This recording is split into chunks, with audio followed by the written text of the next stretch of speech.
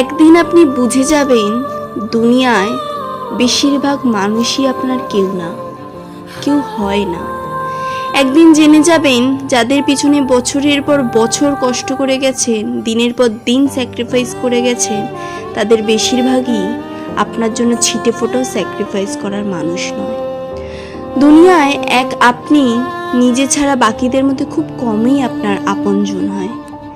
দেখবেন যাদের জন্য প্রচণ্ড রোদে বৃষ্টিতে ঝড়ে নিজের মাথার ছাতাটাও দিয়ে দিয়েছেন, তাদের বেশিরভাগই সুযোগ পেলে আপনার অবলম্বনের শেষ খুঁটিটাও কেড়ে নেবে।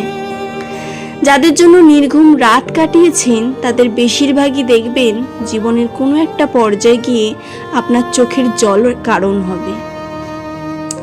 মানুষই এই পৃথিবীর সবচেয়ে হিংস্র ও ভয়ানক প্রাণী। যে প্রাণীগুলোকে আমরা হিংস্র বলে সারা জীবন জেনে এসেছি, এই যেমন হায়না, বাঘ, সিংহ, এমনকি কুকুরও কখনো স্বজাতির ক্ষতি করে না।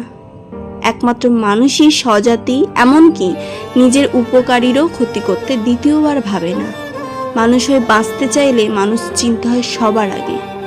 এই যে দিনের পর দিন, বছরের পর বছর কিছু মানুষের জন্য নিজের সব সুখ বিসর্জন দিয়ে চলেছেন, আপনার বিপদে ওরা কখনো পাশে দাঁড়ায় কি?